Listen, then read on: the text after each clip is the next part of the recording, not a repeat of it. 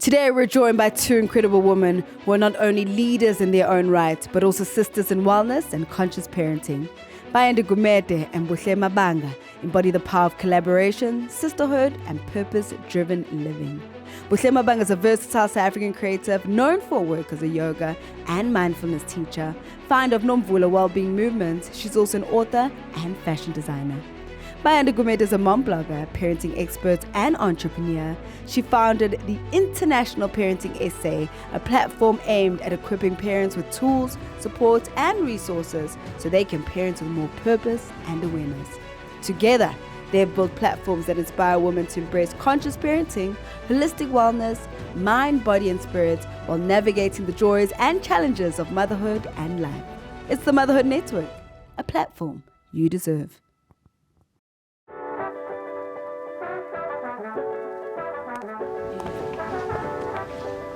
Are we rolling? Are we rolling? Okay, action.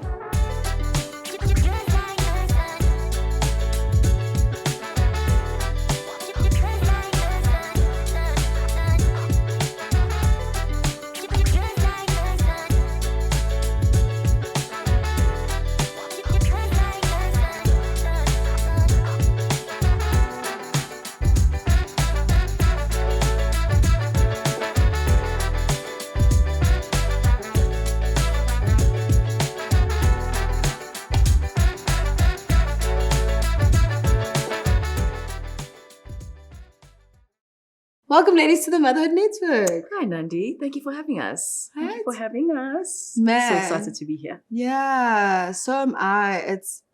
I think it's going to be a healing episode more than anything.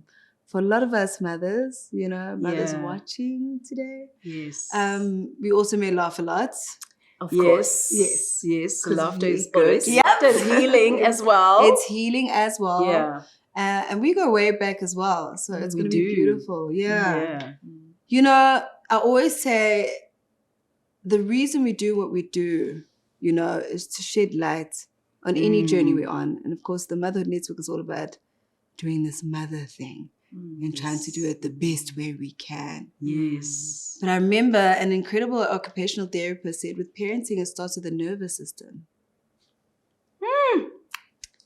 Regulate the nervous system. Mm-hmm.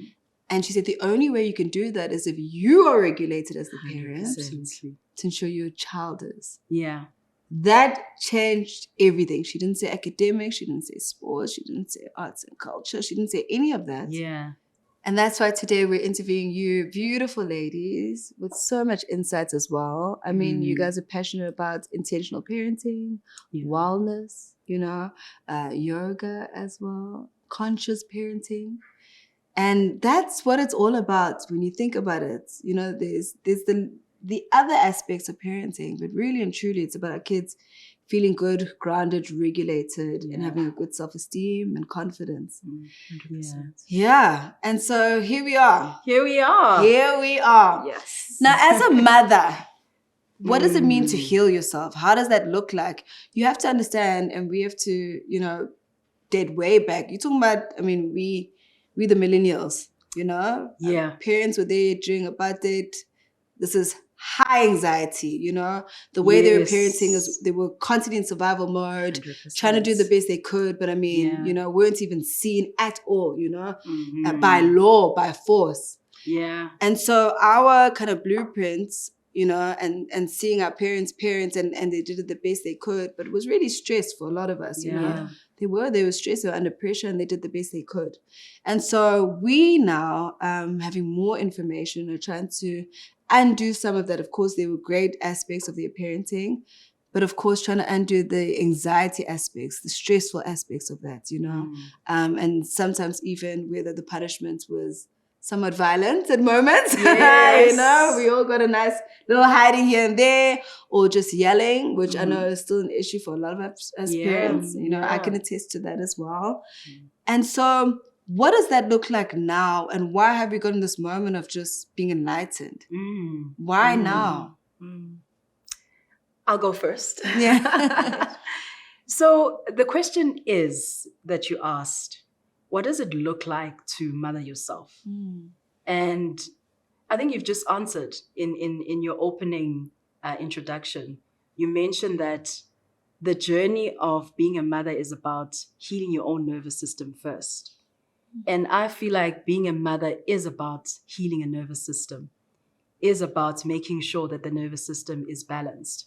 And that journey starts when you're pregnant, and we didn't know that. We only found out now. Like, imagine if we knew that now. Sometimes I'm like, I want to put my baby's back in my belly so that I can be present, And that starts by just being mindful about what it is that you are saying to yourself, what it is that you're putting in your mind, what it is that you are eating, how you're taking care of yourself. And that is translated, or it is, absorbed by the baby while they're in the belly.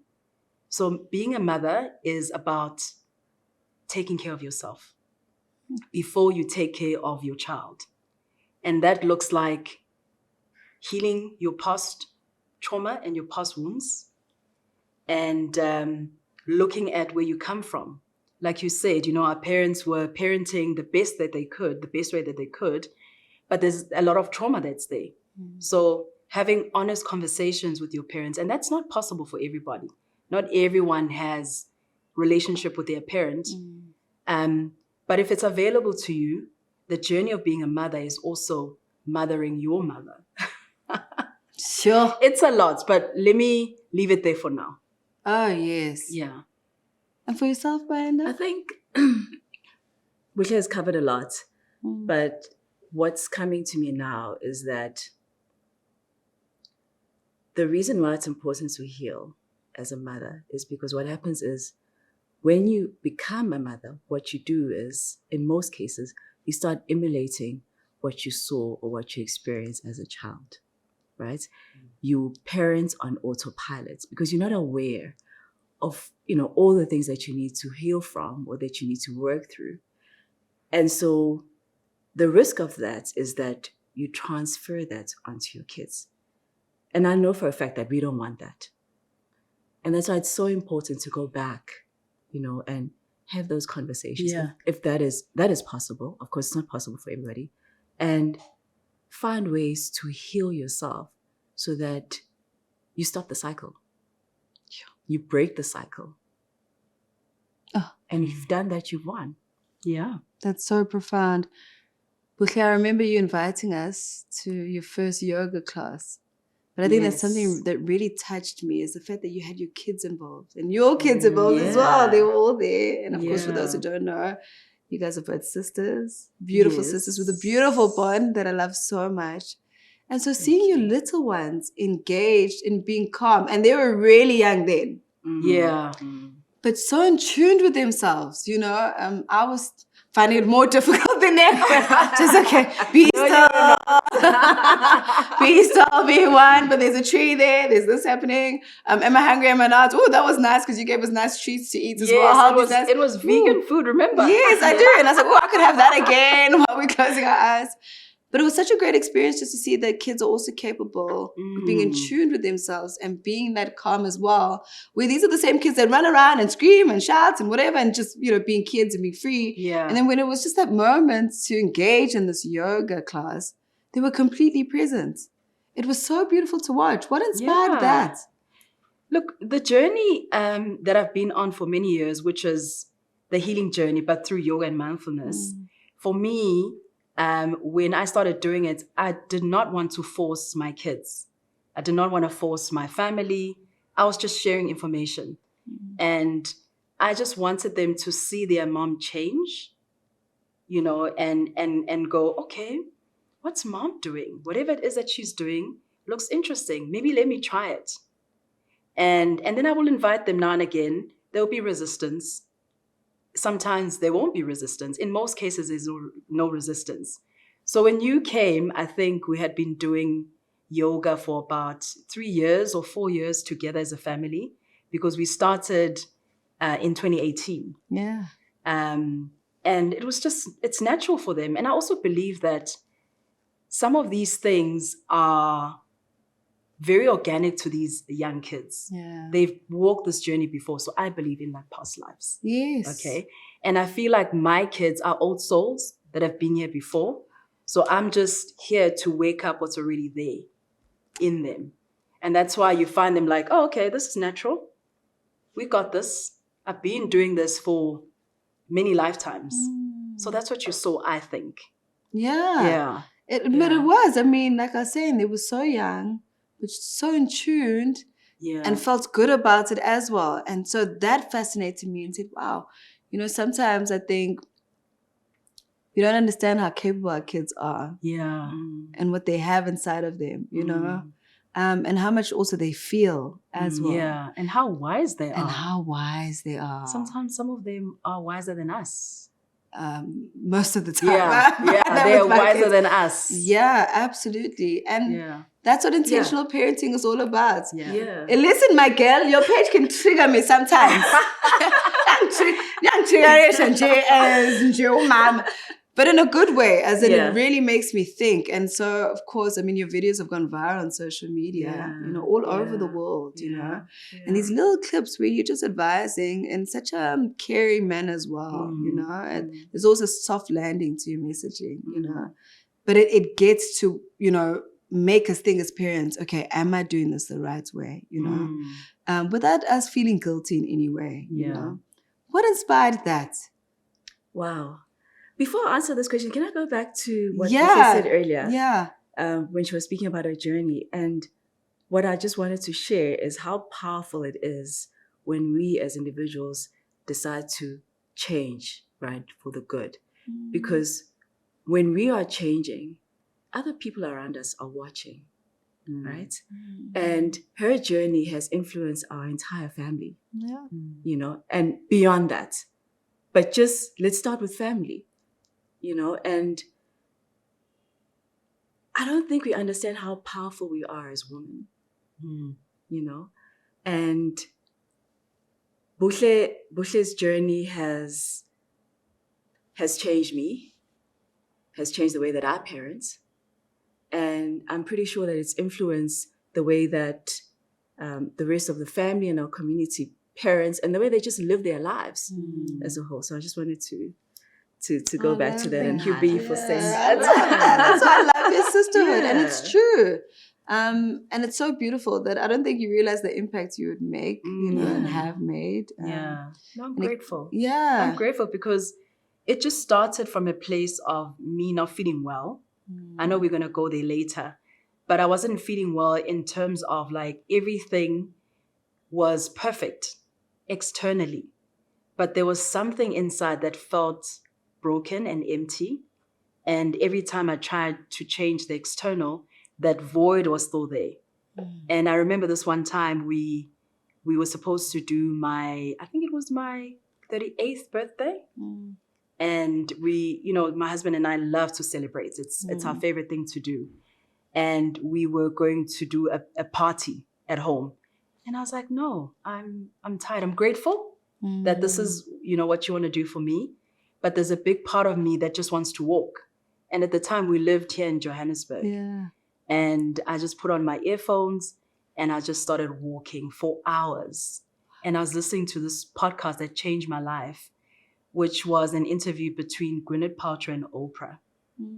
And Oprah was just talking about mindfulness and meditation and how God is not, in heaven, God is everywhere. And God is not a man. God is energy. I was like, what is this woman talking about? From that interview, everything changed. It felt like everything that I knew was turned upside down. And then I just started seeking for more, listening to more interviews. And that's when I started sharing with, you were the first person, I think, that I started sharing some of the podcasts with. So our journey started at the same time, Yeah. And the rest is history. But it started from being a very lost, I don't want to say dark place. I don't want to go there because I'm in a very beautiful place right now. But I think it was a very significant time of my life that needed to happen for me to be where I am right now. Sure. But I think something that's incredible is the fact that you had that self-awareness as well. Yeah. And we all go through those chapters, you know, and to be able to take ourselves out of that you know. Yeah. And it was important and needed, you know. And I love the fact that you shared that story, and thank you so much for sharing it, because I think as mothers we feel so bad, and sometimes we just want to be stuck in certain chapters because you're like, oh my gosh, I don't think I can take myself out. Yeah. Sometimes it's as small as an episode on a podcast, and hopefully that will do something to, you know, one of the Hopefully, mothers yeah, you watching never now know. or listening Yeah. to us right now, you know, you never know what it may be. It was just changes. Actually, I just got goosebumps. I'm Right. like, my journey started from a podcast. Yes. And here we are. In a Right. In a podcast. Yeah, celebrating you too and your I'm journey. so grateful for that. Yeah, by the way. absolutely. Yeah. Intentional parenting. Yes. You were talking. Dong dong. So I'll go right back, right? So when my husband and I got married, we both had kids. Yes. And so we have a blended family. Yes. And what happened was our parenting styles were completely different. And of course, that caused a lot of conflict. Yes. So I started doing research because we needed to find common ground. And I was consuming all forms of parenting content that I could come across. And as I was doing my research, I realized that parenting actually has nothing to do with the kids. It has everything to do with you as a parent, right? Because it's about how you're able to regulate your emotions, your level of self-awareness, how you set boundaries. It's about you. It's got nothing to do with the kids. It's true. Yeah. And I was like, people need to know this. and then I've just been passionate about parenting ever since. Yeah. And that's how intentional parenting came about. We basically provide tools and resources to support parents on their parenting journey, because parenting is one of the most significant jobs that we'll ever take on. But we don't get a manual. And we make a lot of mistakes, which is fine. We're supposed to be making mistakes. But some mistakes are avoidable. You know, and my mission is to bring those mistakes or potential mistakes to light. Because I feel like we all have the potential to be the kind of parents that our kids deserve. We all do. However, there's certain things that are standing in our way that we need to get out of our way. And I want to bring those things to light and say, listen, this and that, this is what's preventing you from having a beautiful relationship with your child. Wow. Powerful. Yeah. So So our powerful. traumas, conditioning, Yeah. societal pressure, all those things, those are the things that are coming between us and our kids. I say this quite a lot on the podcast about ego-driven parenting. Mm. And I actually didn't know the concept. It was my sister, who obviously is in psychiatry. Yes. She said, you know, a lot of what stops parents from being the best parents they can be for their children is that ego. You know, what school is my child going to? You know, is it double sense? Does double sense? Does sense work? Yeah. Or does a smaller school work? Or maybe it does work perfectly. Is this for you or is this for your child? You know?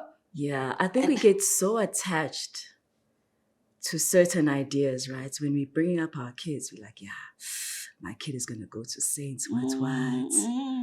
And then you have your kid, but your kid does not fit into that school. Yeah. But we are forced because that was your vision. Yes. And you're going to stick with it. Yeah. Yeah. And then that ends up destroying your child. 100%. I Yeah. think I'm always so blessed personally, and I share the story quite a lot. I have neurospicy kids, you know, beautiful neurodivergent children, so gifted, and you guys know them, but very different, you know, very unique. And obviously, if like Zex and I had kids, what else was going to happen?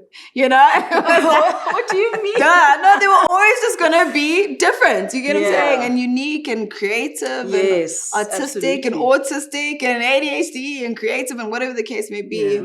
But I think there's such a beauty in that as well, where as a parent, and so what I do is kind of follow their lead. Yeah. That's And beautiful. watch. Yeah. That is so powerful. Yeah. You know? And that's not easy to do. It's not. Because that's not ego-driven parenting. And also, And I'm there's not so saying much you're perfect. noise Yeah. coming in. So much noise. Right? Yeah. You should be doing this, you should be doing that. 100%. But what does the child need? What does the child Let the child need? guide you. Yes. You know? And we're neurospicy ourselves. Of course, it's all genetic, which a lot of parents, if you're listening, it's you. Not them. And like I said, it is a gift. And so what you guys are speaking about is almost taking down all of the ratata. Yeah. You mentioned noise, Yeah. you know, and making it about your children. Yeah. Yeah. Which can be tough. It's not easy. But it's beautiful.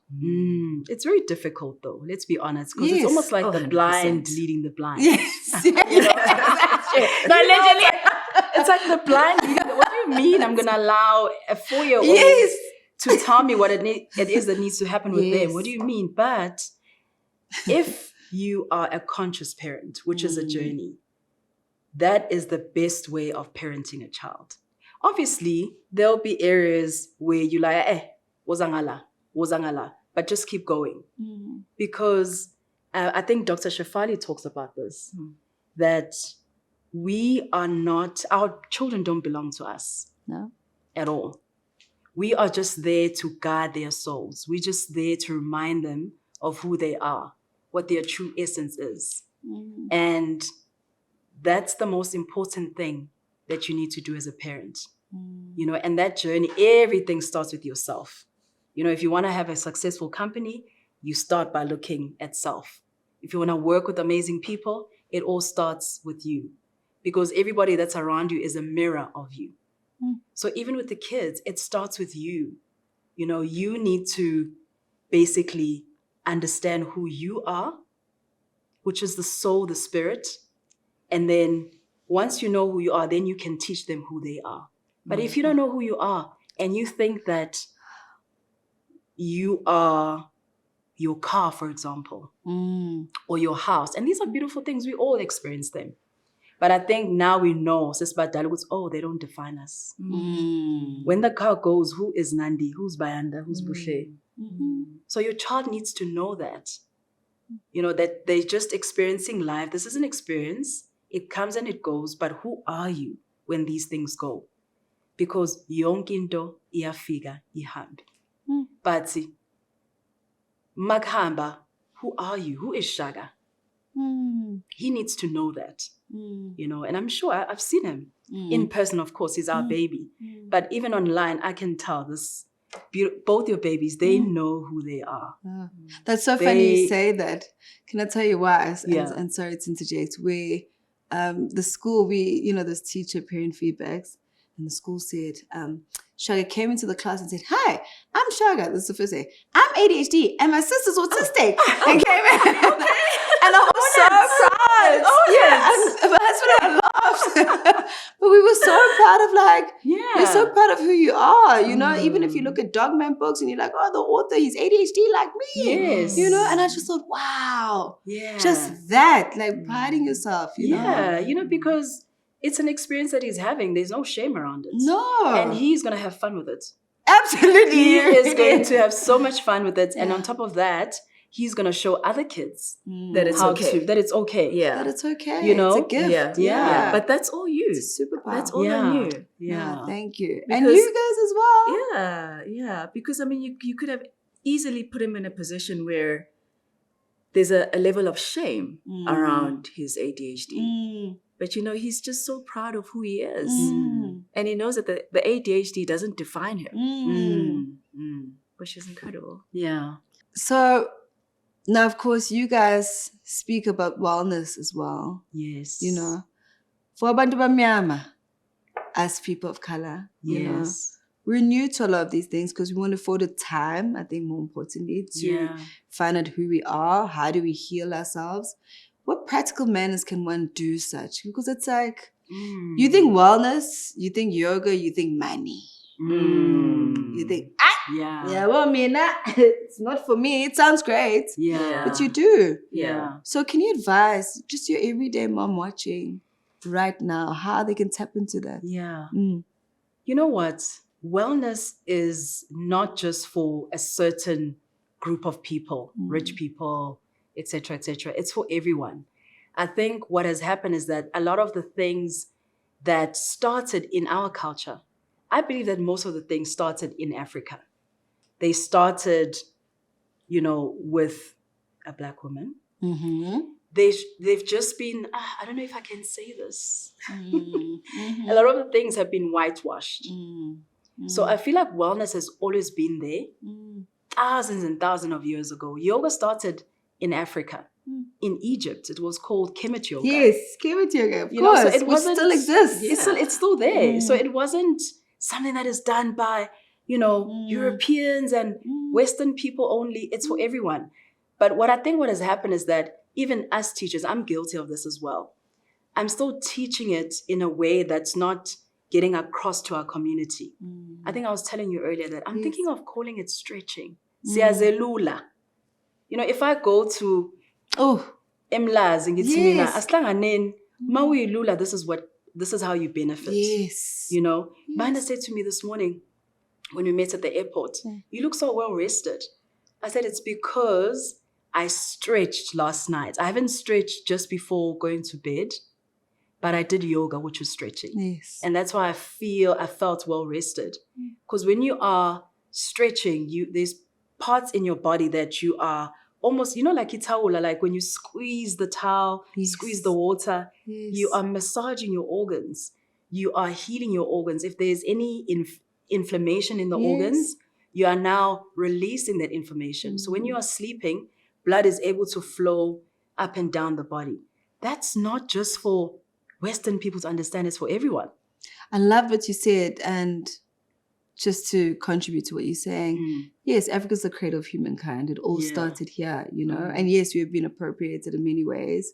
And so history has been rewritten. And so we're not aware that, wow, our forefathers, in many ways, were doing such practices, and it's beautiful because there's now research that a lot of Africans are doing and tapping into that as well. And of course, there's nothing wrong with people benchmarking from all over the world. But it's the cradle of humankind. So of course, everything would start in Africa. And it's something for us to pride in and learn more about as as well, whether it was the Nubian people tapping into that yoga you were saying, and it's so much. In fact, funny enough, and I'm sure you guys have heard of this, where you go to occupational therapy and they'll talk about deep pressure and stuff. But Uksena, for example, is doing that. There's something called interactive metronome where you go with the beats, and as Africans we'd be going with the beats. Yes, but we're told many ways it was barbaric, it was this, but everyone's going back to that mud huts now. You get mud huts. Sure. We've been having huts. So it's great what you're saying, where even that, is that not part of healing as well for our little kiddos to tap into their roots as well? 100%. I think there's definitely potential there for healing. And it's so powerful to know your history. And I feel like for me personally, it's something that I definitely need to be more intentional about, because my kids are getting older. They're starting to ask really good questions about our culture and our roots. And it's putting me in a position where I have to go back now, and ask some questions and do some research as well. So not only are they benefiting, but I'm also benefiting by, equipping myself and improving my own knowledge as well. Yeah. And so for even our Black partners, the males out there, how do they heal themselves? Because it is a taboo. And why I say this is, much as we speak about motherhood, a lot of us mothers have our partners as well who are watching this. Shout out. The fathers watch, by the way. No, they tell us. They do. Because obviously healing is a journey and we need to do it together if we are together.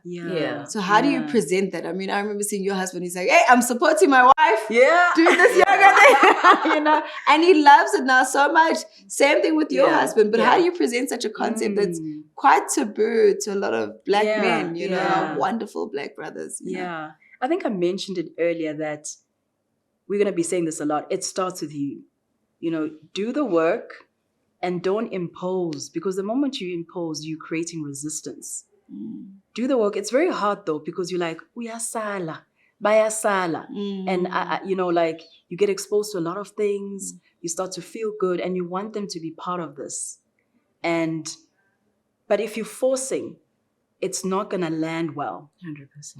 It's like when you change your diet and you start glowing, don't go around saying, oh, eating animals is bad. Just eat vegetables only. We want to see you glow. And then I want to ask you, what have you done? What have you changed? And then you tell me, and maybe you send me an eating plan. But I feel that our partners, our husbands, they are so willing to be on board with us. But it's the delivery, it's the tone of how we're going to basically present it to them. If there's a lot of judgment, forget it, you've missed it. Yeah. Sure. And we heal first. I've seen it because I also hold space for families. I hold space for, individuals. The healing comes to the woman first. I'm not sure why, but it does. I think it's because of how we are. We are, a feminine energy at the end of the day. And when it does, sometimes we are so judgmental, and some couples literally break up because of that, because the partner's like, angsamaz, akasayifaki makeup, akasayiphathi ikhwama zakhe ze-LV. Because a lot happens when you discover the truth. Yeah. But be conscious about it. I'm not saying don't change, but remember, don't throw away who you were, because there was nothing wrong with old Buhle. She was just evolving, so allow your partner to evolve with you, but also hold space for the fact that it's going to take a while, including the kids, including your parents. The parents are the most difficult. Yeah. But Bayanda and I are, we've been blessed to be able to have our parents come to our yoga classes. Beautiful. They were open to us having a conversation with them 2 years ago. It was very healing, where we just asked questions and they asked questions. We answered. There were tears. There was joy. And I remember feeling like, oh, my life is going to start afresh. It felt like a rebirth, because there were things that we spoke about in that room that we hadn't spoken about I'm 44 in 44 years. Yeah. So yeah, it's about starting with yourself and just be mindful. You're not perfect. That's what we do as well. When we encounter this information, we start to feel like, oh, we are gods. You're not perfect. Like we're walking on water. We're walking on water. But you know what? That's the same thing. I think the same thing applies with parenting as well. Because when you now start approaching parenting differently, and it's mostly the moms. Yes. It's mostly the moms. I think the same thing applies. It's just about leading by example, right? And just let them observe you. Let them see your relationship with your kids changing. Like, there's no need to impose, and make them feel less than. And then when they come and they ask questions, and you're like, okay, this is what I'm doing. This is the direction we're taking. Yeah. But I'm a firm believer in leading by example, even in parenting. We need to practice what we want to see. That's it. Sure. There's no need to force, to Yeah. push. Just lead by example. Dear mothers and value members of the Motherhood Network, this is a gentle reminder to sign up for our newsletter. And while you're at it, please don't forget to click the like and subscribe button to ensure we continue to give you quality content you deserve. Plus, stay tuned for details on our Mother's Day 2026 event. It's going to be absolutely spectacular and something truly special. The Motherhood Network, a platform you deserve. Sure, that's so true. I think forgiving is something also that's quite tough. And our kids are also going to have to forgive us in many ways, right? You spoke about obviously speaking to your parents as well. And how do you do such? Because, and you're seeing it a lot. And of course, there's social media and everyone's kind of woke. And so we're very good at labeling the things our parents did horribly. And of course, I'm not talking about extreme things like abuse, Yes. But we're just good at like nitpicking, my parents. And I always find there's like a fine balance where, they're no longer young. How much do we forgive? Do we forgive them completely? Do we, no, but that wasn't okay. Do we heal alone?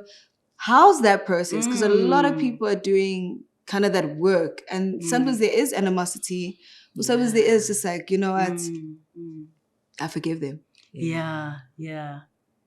Oof, repeating myself. It starts with you. It starts with you. It starts with you.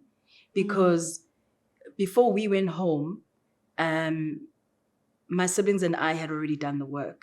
We were talking amongst each other, journaling, doing meditation that is around forgiving and understanding where your parents come from.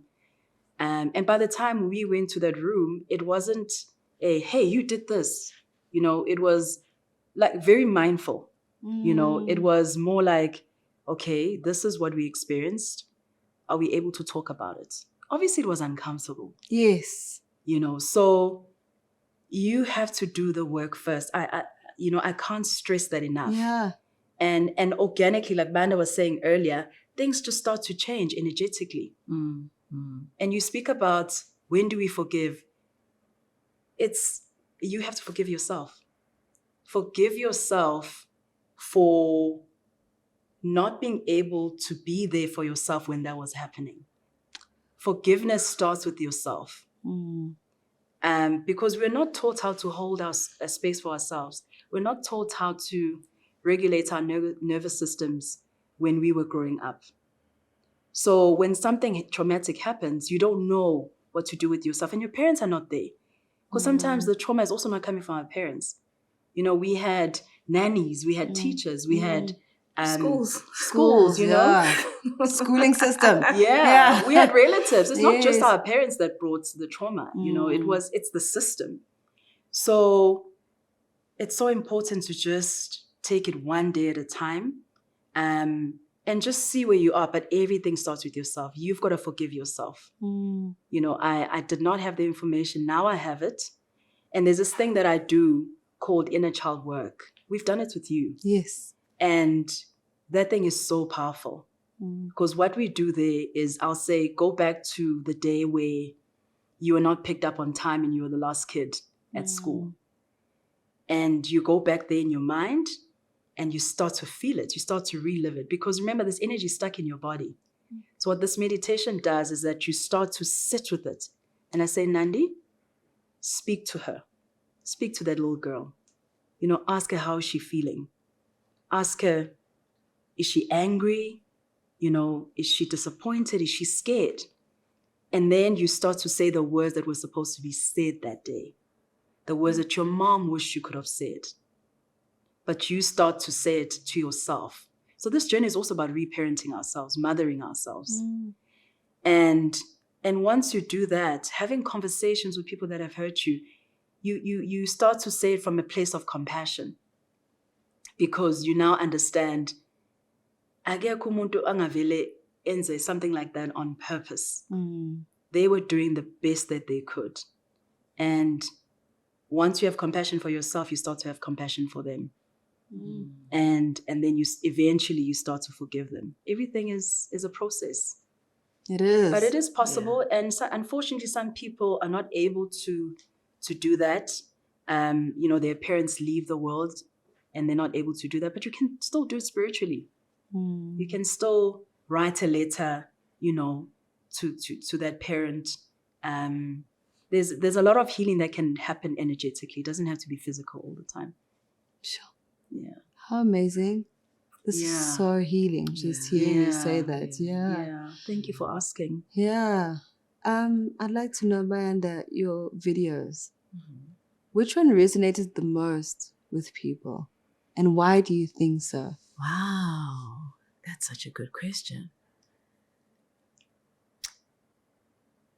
Wow. I think people are really enjoying the parent-child conversation content.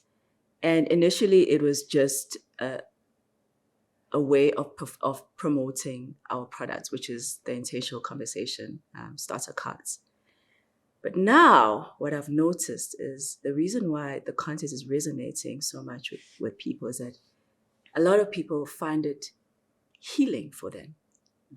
And the comments that we get are comments like, oh my gosh, I wish I had this kind of relationship with my dad.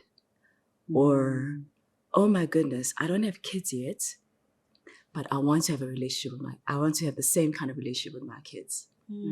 So now it's becoming sort of like a movement, right? And what it is now is it's showcasing that it is possible for Black people to have healthy families, for Black parents to have healthy relationships with their kids. It is possible. And for the longest time, we thought that it wasn't possible. You know, the parent was here, the kids were at the bottom. There wasn't really a relationship. You just like gave your child instructions. They need to follow the rules, do the right thing. That's pretty much it, you know. And we didn't really focus on developing relationships with our kids. And that's what these conversations are showcasing, that, hey, it's possible. You can do it too. And it is beautiful when it does happen. And your children deserve it. Yeah. I mean, the one comment, somebody said, oh, people have dinners with their families? I was like, yeah, like it's possible to have dinner every night with your family. Yes, it's a privilege, but it is possible. It is, yeah. It is possible. Yeah. So it's just showing people what is possible. Sure. You know, whether you have kids already or you're about to start a family, there's sort of a blueprint in a way. Yeah. That's beautiful. So beautiful. You know, you said something earlier, Buhle, and I'm going to say something slightly controversial. Okay. Where there was a parent who obviously is Badala, so we're grown up now, so we go see, you know, I always say our parents because our community was quite close, you know. And one of my friends' dads, you know, we were just saying, wow, you were amazing. You know, it's like Umalum, you know, you were so good to us, such a great example of what a father should be, you know, and we had great fathers as well. And he said something that, like, it still sticks in my head, and it was so beautiful. He said, yeah, but you guys were receptive. As kids, you're receptive. That changed everything, and I'll tell you why. And you're right. Look, healing, it all starts with us, and even as parents. But you said something that corroborates this point, where you're saying our kids are wise as well. And there is an element where they need to account as well. And so there's this beautiful dance that happens where, and again, and that's why we have these talks with our parents as well, where I'm learning, we can blame our parents all we want. Yeah. For anything and everything. But we have the power to also count and say, how much of this am I entertaining? Yeah. You know, am I dwelling in? Yeah. And how much of it can I change? Or what can I change? My view of my parents. Is it all them or am I playing a part? So when he said this and said, yeah, but you guys were receptive. And he says, yeah, no, it was all us. And we tried to do this, because he said we could have done it all and you guys not be receptive. Yeah, absolutely. And then what? It means nothing. Our parenting meant nothing. But you guys were. And I just thought, wow, that's true. Our kids are capable of also being receptive to that. And I say that because, and I hope any mother watching this with their children, that it actually does go both ways. Yeah. Our kids also need to be receptive. Yeah. To the good. Yes. And also let go of the bad as well. Yeah. You know? And forgive themselves and forgive their parents as well, you know? Yeah. And have those boundaries if they need them, you know? Not every parent is a great example of what parents it should be, you know? But it also goes there. And I just thought teaching my son and my daughter that to also account. Yeah. You know? That as much as, yes, parents need to be the best they can be, but they will make mistakes along the way. How much of what we try to teach you are you receptive to? Yeah. And so it really does go with what you guys are saying, that there is a wisdom they have. Yeah. And we were receptive. Definitely. We were I don't know receptive. what your thoughts are to that statement, because that changed me. You know what, Nandi? I agree with him. You know, because even the kids that we are raising now are receptive. And that is a blessing. I think it's a blessing to be able to have a child and parent relationship that works, where everything just flows. And that doesn't mean that it's perfect. And unfortunately, not everybody has that experience. There is a lot of resistance from some of the kids. And there's a lot of resistance from the parents as well in terms of them receiving the kids. So like you keep using this word balance. It's all about that. And yeah, it's an interesting comment that he made. Yeah. You're actually giving me quite a lot to think about. But you know what Yeah. my thoughts are, Nandi, is that in order for the kids to be receptive, the environment needs to allow that, though. So it still starts with you as the parent. Yeah. You need to create that environment so that they are able to be receptive. Yeah. So it goes back to us.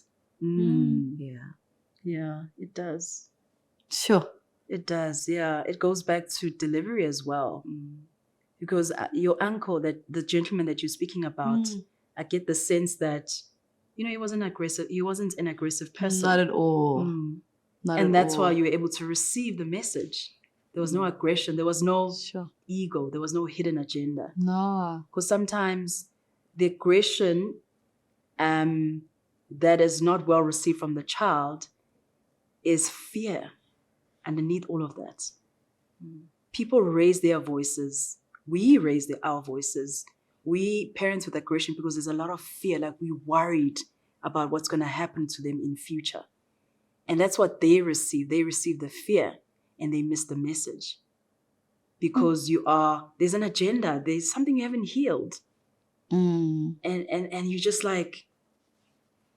push this agenda onto the child. And therefore the child is not receiving guidance anymore. They're just downloading more fear from you. Some listen, some receive. Yeah. Even if it's aggressive, they'll receive and they'll be people pleasers. And some reject it and they become chaotic kids in our society. So, talking about kids being receptive, I think it's also important to highlight that, for the first couple of years, maybe first 10 years of your life, of your child's life, that is a time, that is your opportunity to build a relationship with your child. Because during those early years, you are everything to them. And there's nothing else they want but to have a relationship with you. Nothing else, right? Then they get into their teens. Things start to shift. And if you haven't developed a relationship with your child in the early years, they're not going to be receptive in the teens. Wow. Sure. Because you don't have a relationship. No. So that's what I was saying. It's that you create that environment so that your kids are receptive. So if we don't have a relationship and you're telling me what to do, chances are I'm not going to listen to you. Sure. I don't really care what you have to say.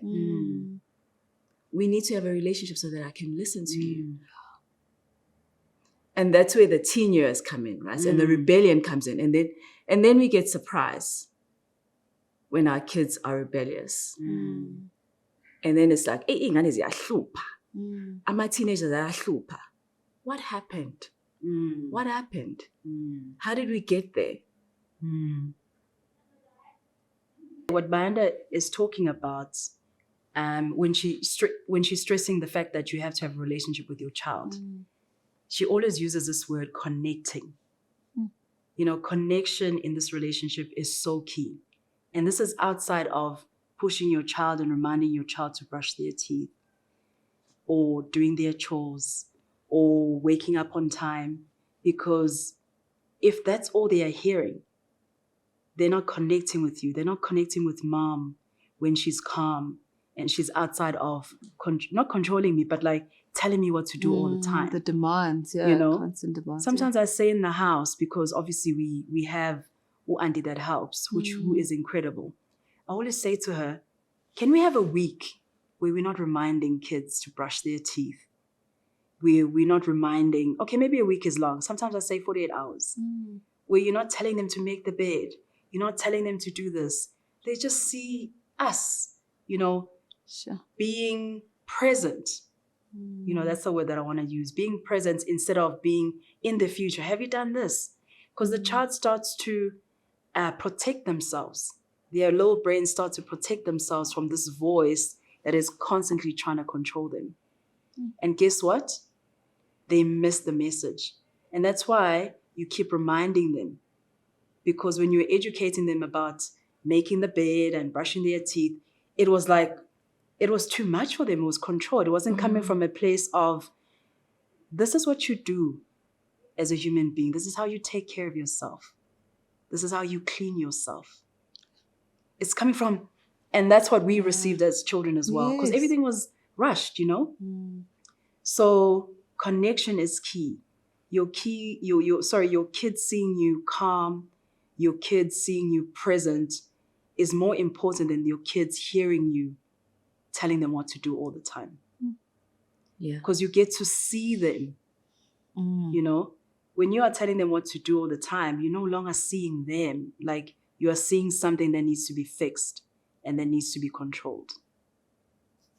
So, but it's a balance. I'm not promoting, not brushing your teeth, of course. That's not what I'm saying. No.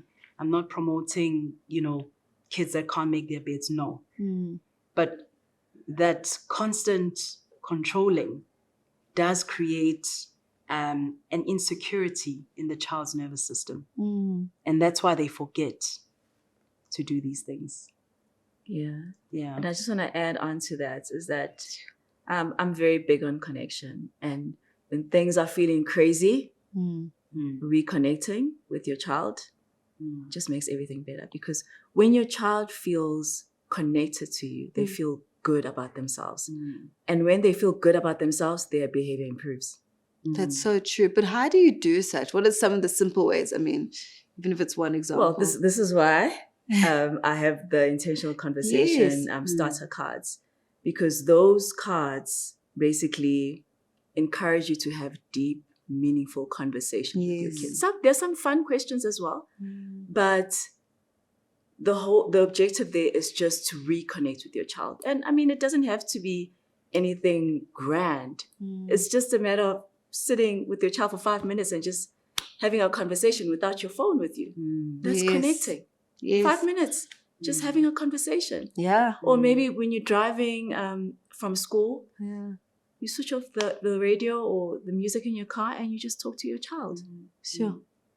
That's it. And you mentioned phones as well. That was actually my next question. There's so many external pressures, in social media, especially for kids. How do you manage and navigate the balance? Because it is the world we live in. We need to accept we lived in the world of TV. Because a lot of people say, "Oh, this is new." I'm like, no, we had screens, we were watching TV. We knew shows.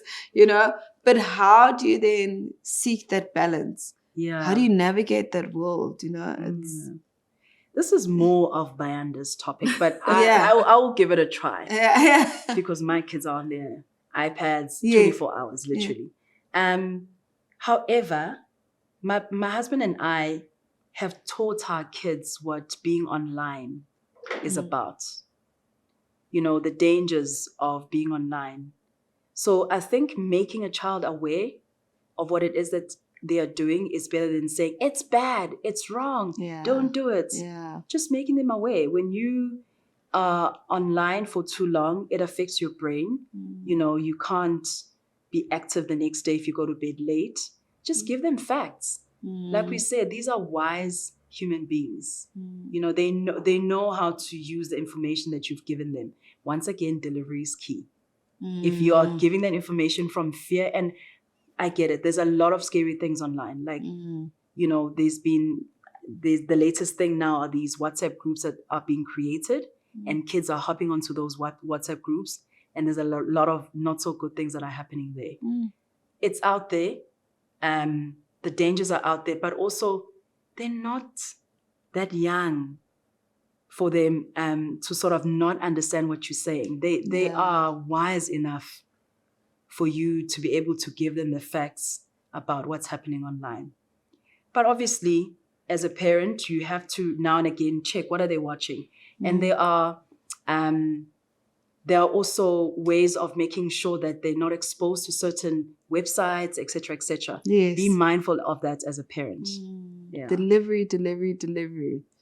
Yeah. I think you've covered a lot, B. But for me, first thing is delaying access to social media for as long as you possibly can. I think we've all seen the stats. We all know the impacts that access to social media has on our kids, especially girls, and their confidence. Secondly, having conversations. If you're going to hand your child a phone or an iPad and you're going to give them access to all the apps, you got to have a conversation. What are the do's? What are the don'ts? What are you supposed to look out for? If you see this, come and speak to me. It's okay. It's not your fault. It's not your fault. It's not your fault. You won't be in trouble. Don't talk to strangers. So I think it's the conversations are important before you give your child a gadget. And even if you haven't had the conversation, it's never too late to say, hey, listen, let's talk about this. These are the risks. These are the things that can happen. You can't be sending this to people. There's a lot. Yeah. There's a lot. Yeah, you're right. And the conversation doesn't end with just the young ones, Shaga, no Lilita, no Asante, under the age of 12. Even with our older kids, the boys, there's a lot that happens with girls online that they need to be aware of. Yes. So the conversation is ongoing. Yeah. Even with us, there are things that we need to be mindful of when it comes to being online and being on our gadgets. So connection, conversations, speaking, relationship. Yes. That is the foundation. Yeah. Your relationship with your child. Yeah. And if you have a solid relationship with your child, it becomes easier in most cases to navigate all these things that we need to navigate as parents. Yeah. And I think a lot of the time what hits us parents is our anxieties as well. I know I'm anxious, and that's something I've had to take a step back and you need to be calm. You need to. I struggle with anxiety as well. No, 100%. Because you can, and you just. But it's like, oh my gosh, what are you showing your child? So in every situation, you're just gonna lose your mind. You can't. There can't be a blueprint. I've seen some of my kids just look at me like, what is going on with you right now? And is this you? This is the best version of you. You could do this. This is all you got. You don't want to be calmer. And it's true where you just you have to try to be calm. If you can't, take some time. Because I talk to myself, calm down. Yeah, you have Everything's to. okay. It's not an emotion. You have to. I'm bubbling inside, but on the outside, I'm so Yeah. But gaphakathi. Yeah. Just be calm. You don't want to overreact yourself. Because when you overreact, then your kids stop coming to you. Yeah. And that's so true. Trust is so important. And we're all going to do it. Yes. We're all going to do it at some point, more often than not. Yes. But, that's something that we got to work on. Yeah. Yeah. The way our reactions can sometimes chase our kids away. Yes. You need to be safe as a parent. Yes. Yeah, you need to be safe. You need to be a safe space. Well said. Nomvula, intentional parenting. I'm loving the cards. I'm loving the yoga wellness as well. What legacy would you like to leave for your children? Why was it that you took on these journeys? What do you want to leave them with when you're no longer on this earth? Yeah, such a powerful question. You go first this time.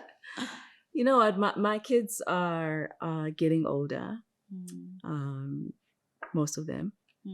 And I think the message that I'm trying to drive is the importance of living life in your terms. and not trying to conform to what society expects you to be doing.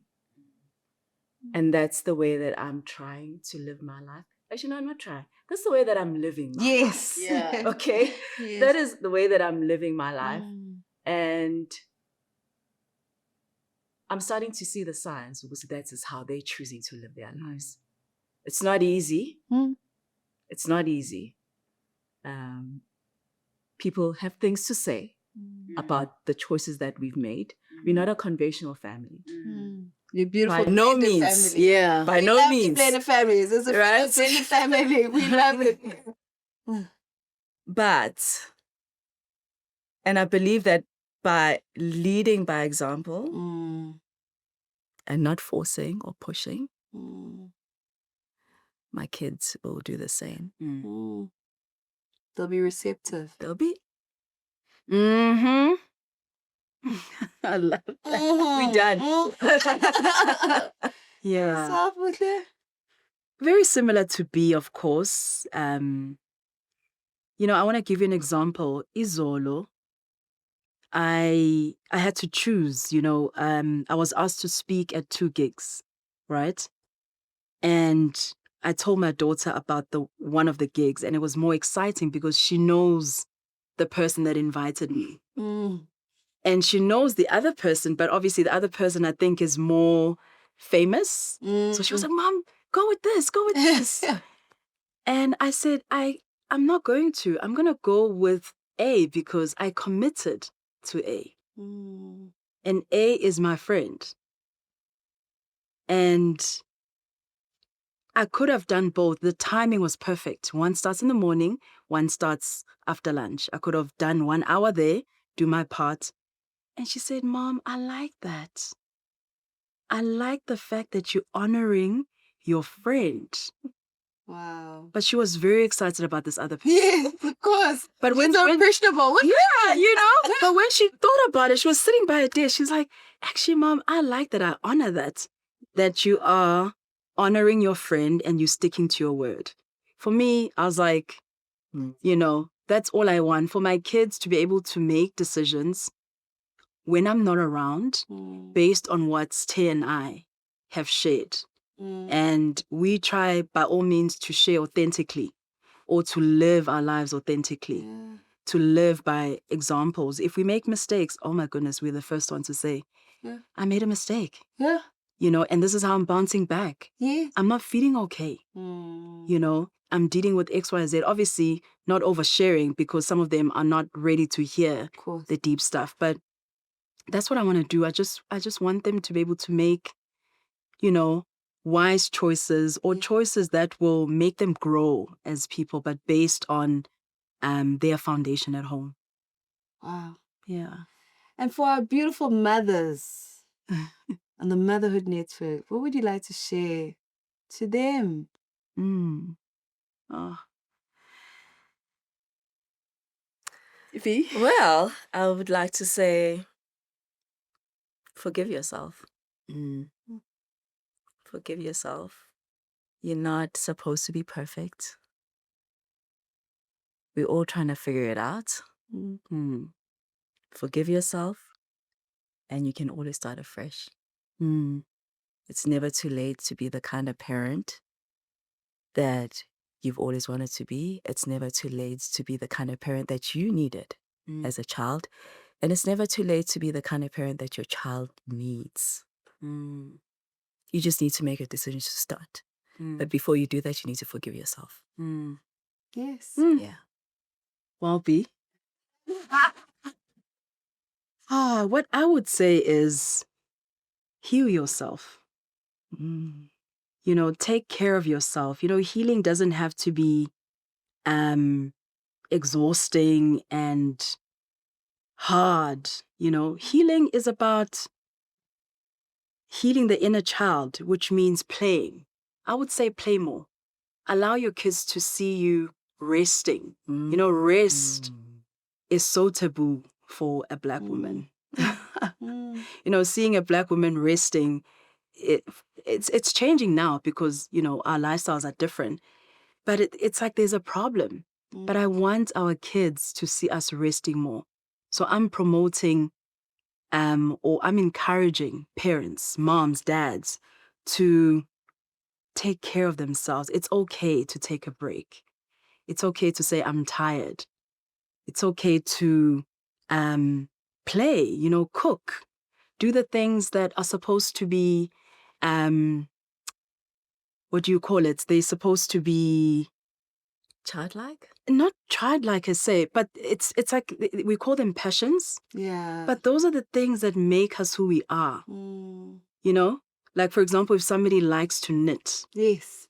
you'll think that is a passion, but that is who you are. Do more of that. That is what heals your soul. If your soul is intact, everything else becomes beautiful. Everything starts to bloom. Right? Yeah. So it starts from those roots Yeah.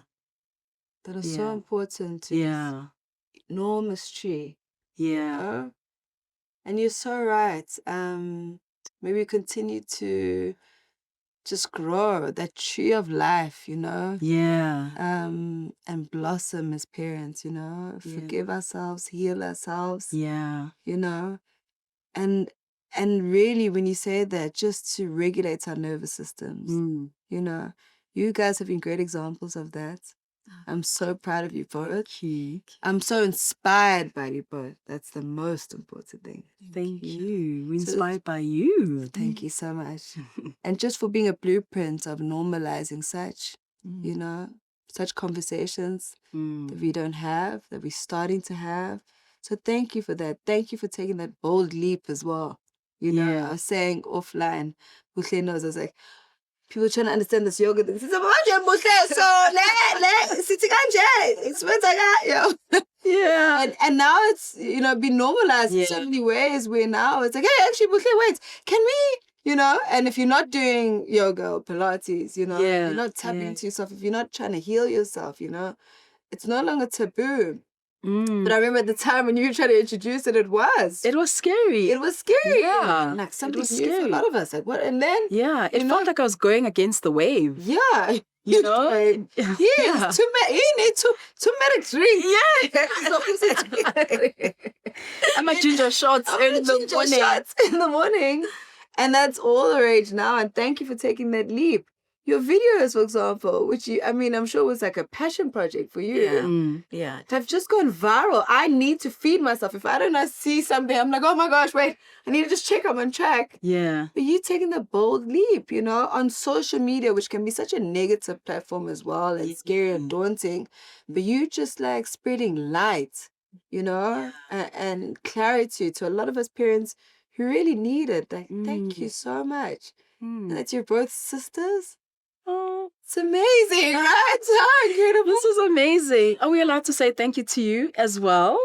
Anything you want. Yes. We just want to say, okay, I'm older, so I'm going to say the thank you. Protocol. Okay. So, my sis, I want to say thank you for having us here today. I was telling Bayanda Gutibi, like, we haven't done something this significant and this amazing, because this is an amazing experience as well, in a long time together as sisters. And when we got your invite, we were like, oh my goodness, finally. So we just want to honor you as well for starting this network. We've been listening to all the episodes, healing as well and learning, because you've had people that are older than us, so we get to learn from them as well, And I just want to say I'm proud of the mom that you are and for owning your journey, as a mom and your beautiful kids that are, unique, but in their own special way. All our kids are unique in our own special way. But how you own it, allows us to also own our journey. And And Zakes, shout out to you as well. Yeah. No, Siyabonga Nandi. No, thank you so much for your incredible Thank you. spirit. Oh, this is beautiful. That was too short. I know. We need more. We need to bring you back. Thank you, and thank you, mothers, for listening. Thank you for being on the Motherhood Network. Thank you for having us. For having us. This was fun. Thank you so much. So fun.